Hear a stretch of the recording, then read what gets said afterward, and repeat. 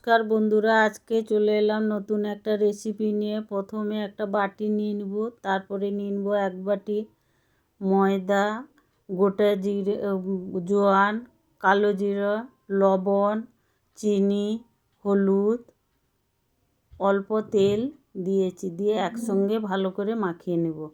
মাখানো হয়ে গেছে, এবার ঢাকনা দিয়ে 10 মিনিটের জন্য রেখে দেব। এবার কড়াইতে তেল দিয়ে দিলাম, ক্যাপসিকাম কুচি, গাজর কুচোনো, পেঁয়াজ কুচি, কাঁচা লঙ্কা কুচি একসঙ্গে ভালো করে ভেজে নেব। এই গ্রেট করে রাখা আদা দিয়ে আবার কষিয়ে নেব, দিয়ে এরপরে সেদ্ধ করে আলু দিয়ে আবার ভালো করে মিশিয়ে নেব। জিরে গুঁড়ো, ধনে গুঁড়ো, লবণ দিয়ে আবার ভালো করে মিশিয়ে নিব। লঙ্কার গুঁড়ো, হলুদ গুঁড়ো দিয়ে মিশিয়ে নামিয়ে নেব। এরপরে লেচি কেটে নেব। এই দেখুন আমাদের লেচি কাটা হয়ে গেছে।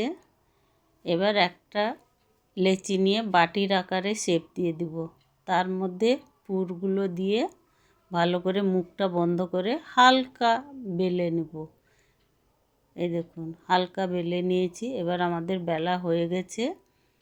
এবার ফ্রাই প্যানে অল্প তেল দিয়ে এপিট ওপিট করে ভেজে নেব। আপনারা এমনি টিফিনে খেতে পারেন, বাচ্চাদের টিফিনে দিতে পারেন, বা রুটি পরোটা একঘেয়েমি লাগে, এই রকম করে খাবেন, ভালো লাগবে খেতে। এই দেখুন আমাদের রেসিপিটি তৈরি হয়ে গেছে। ভালো লাগলে লাইক কমেন্ট শেয়ার করে দেবেন।